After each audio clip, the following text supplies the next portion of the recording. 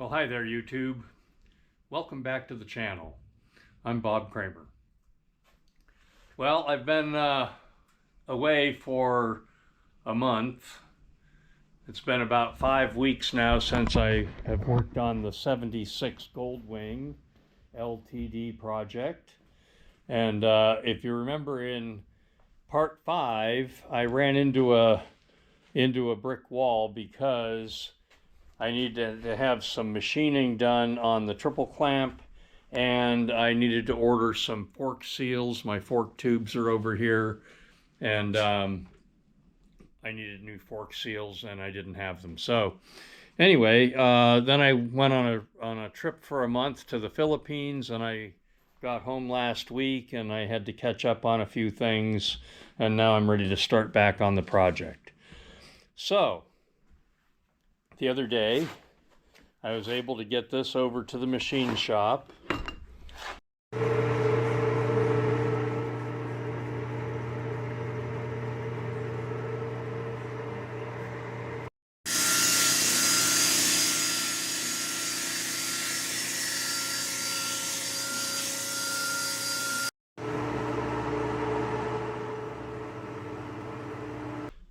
And we've machined out 1 millimeter here, so that this nut, when this nut is screwed in, it sits the top triple clamp sits down 1 millimeter lower. I also had the machinist make a washer, and that goes on the steering stem like that as a spacer, because if you don't have any spacer there at all, this lower triple clamp will rub on the bottom of the frame head tube. So you have to have a little spacer there to gain clearance here. So I measured everything carefully, and I had that spacer made 1 3/4 millimeters deep. Now, why am I doing all this? I'm doing this because I'm using the stock headlight ears, and as you can see, these headlight ears require a specific distance between the upper and lower triple clamp.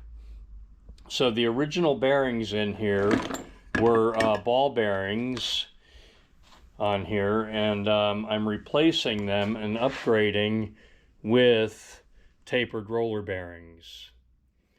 Okay, so the tapered roller bearings had a slightly larger stack height, which increased the distance between the triple clamps and caused the headlight bracket to fit very sloppy.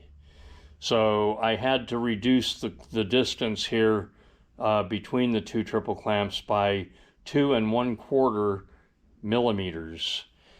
So that drove the width of this washer, and it determined how much I had to cut out over here to make everything work. So now I'm about to put it together, and we'll see if it all comes together the right way. So this is a dust seal. Put that on first, and then I'm going to put the lower bearing on. Just packing this with grease. It was packed with grease once before. If you remember in part 5, I had this all put together, but then the headlight ears were very sloppy, so I took it all back apart to have that machining work done. Okay, I don't have a piece of pipe that fits properly over this steering tube that will drive the bearing, so I'm going to drive it gently with a punch. And to facilitate that, I ground a flat on one side of my punch so that I can put the flat against the steering tube like that, and just tap this very gently.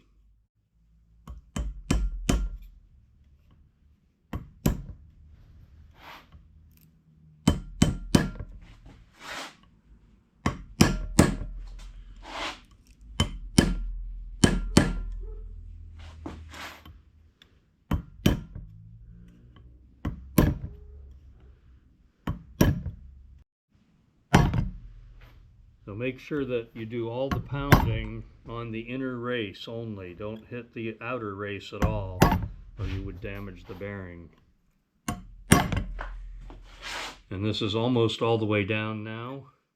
And you can tell when it's all the way down, this dust seal will be tight. Right now it's still loose.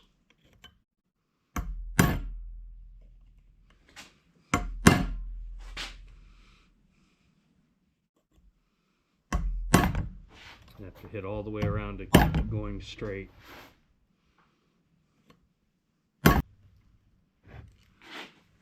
Okay, that dust seal is tight now, and you notice the sound changed on the punch, so it sounds like it's all the way down now.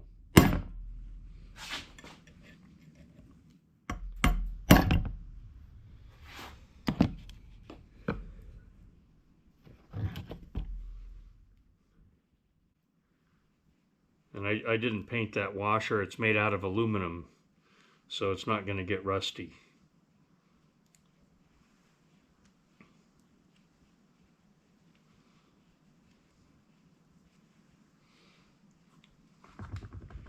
Now I'm going to put a heavy glob of grease on here before I install it.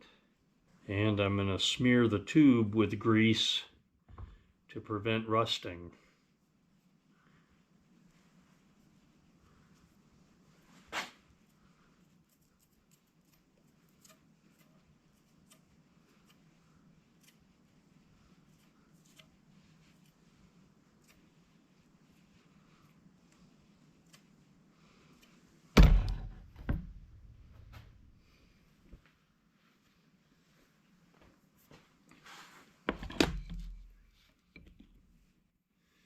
Okay, now this is my upper bearing.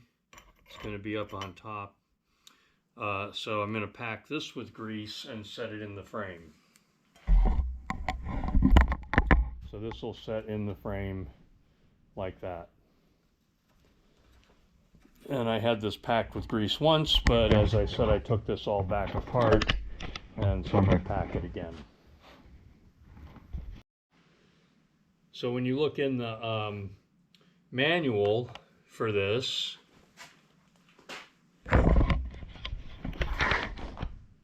you will see right here there's a grease holder, which is basically a washer under the tapered roller bearing to prevent the grease from coming back out. So I didn't have one because this didn't have that type of bearing, and it didn't come in the tapered roller bearing kit. So I made one out of an old dust seal. I made a flat washer, and that washer sits on a little shoulder on the steering tube, and then that'll be under the bearing. When I put it all together, that'll be under the bearing, and it'll prevent grease from running out of the bearing down inside the head tube.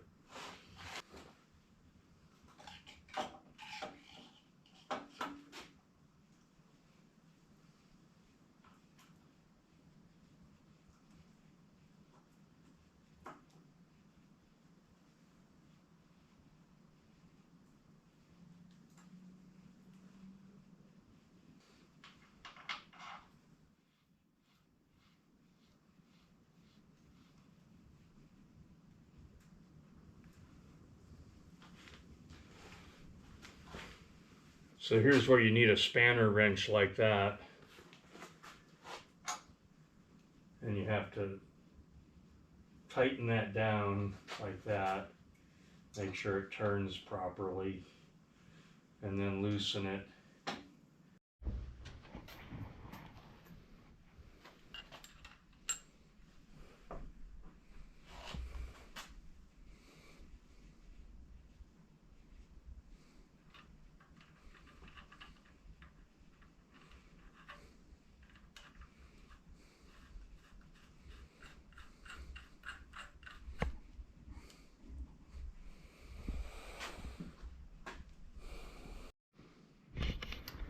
Okay, so I've got the fork tubes in there.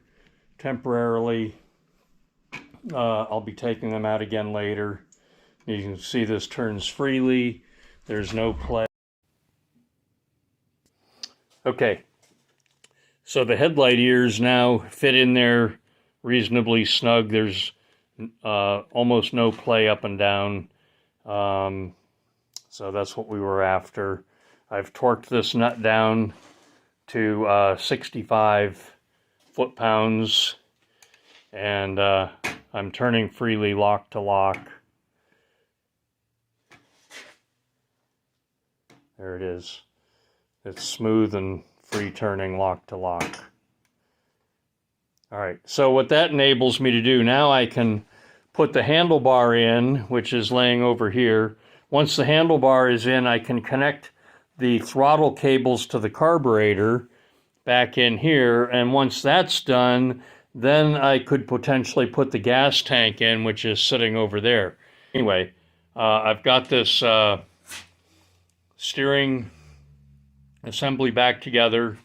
As soon as I get the fork seals, I can proceed with installing the forks and doing the permanent installation on the forks, and get the front wheel in there and get the front brake calipers cleaned up and put back in the bike, put back on the bike. So I think it's going to start really shaping up and looking like a motorcycle. So one of my subscribers a while back asked me about cable routing. So I've got the handlebar on, I'm putting the throttle cables in place. They're already connected at the throttle end, and they need to be connected at the carburetor end. So here's the cable routing. Of course, there's nothing in the way. The wiring harness isn't here. So the cables are going to be on top of the headlight ear here, and then they come around in front of the head tube, and then they go back through. There's a triangular opening in the frame.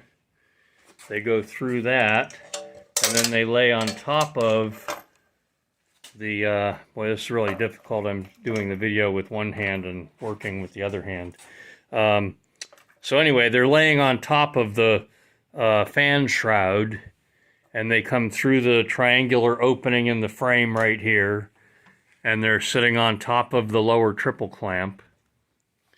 Okay, now when they do this at the factory, they route the cables on top of this cross member here and bend them down like that into the carburetor linkage. But when they're routed like that, it is nearly impossible to remove and install the carburetors. So I always route them underneath that cross member there. They go under the cross member, and that enables you to connect them here, and it gives you enough leeway on the cable that you can slide the carburetors out and then disconnect the cables and reconnect them with the carburetors out. When they're up on top, they hit in here, and they prevent the carburetors from being able to be removed from the bike after everything is put together. Okay, so I'm just going to get those connected up now. I'm going to have to put the camera down. Okay, so I've got the front end of the bike all back together now. As you can see, forks are in. The front wheel is assembled and back in the bike. So where do we go from here? Oh, and I've got the gas tank in. Throttle cables are connected. Gas tank is in. So where do we go from here? Okay. I'm going to put the radiator in next. Well, back up. I'm going to get this exhaust system prepared to go in, and what I'm going to do with this exhaust system is it's in really good condition. It's just needs refinishing. So I'm going to sand that down and repaint it with ceramic paint, ceramic exhaust system paint. while that paint is curing, now to fully cure that paint, you have to install it on the bike and run the engine to get it up to temperature. And do that a couple of times to cure the paint. Since my engine isn't ready to run yet, I'm just going to paint it and then let it air cure for several days. And while that's air curing, I'll be installing the radiator and possibly getting the wire harness prepared. The wire harness is going to get reloomed, and I'm going to make some small modifications to it to streamline things a little bit. But anyway, here's the wiring harness, and it has this plastic wire loom jacket. It's really stiff and hard. I'm going to remove probably all of that and replace it with the cloth wire loom tape that I like so much. So anyway, yeah, so I'll be working on all that. I don't want to put the back wheel in until after I have the exhaust system done and back in place, because with the back wheel off, you can slide the exhaust system right in from the back. You can slide it right into place. Fully assembled. The exhaust system will be fully assembled. The header pipes will be clamped in place and everything. And anyway, that's a much easier way to assemble the exhaust system than putting the wheel in, and then you have to wrestle that muffler in around the wheel, and you have to have the headers off, and it's just a real nightmare. So while the back wheel's out, I'm going to get the exhaust system ready so I can put that in before I put the wheel in. So I'm going to end this video now. I'm taking a little break from this project because one of my subscribers sent me this set of carburetors to do a complete rebuild. So the next couple days I'm going to be working on these carburetors, and then I'll come back to the 76 Ltd after that. And it's going to be cold. The next 3 days, the weatherman says it's going to be really cold here in South Carolina, so I wouldn't be able to do the ceramic painting until it warms up a little bit anyway, unless I want to run heat in the garage 24/7, which I don't. So I hope you like my video. Give me a big thumbs up. Give me some comments on what you think about my project here. The 76 Ltd. It's, I think it's going to be a really nice bike when I'm done. I've given it a pretty thorough going over, so I think it's going to be good.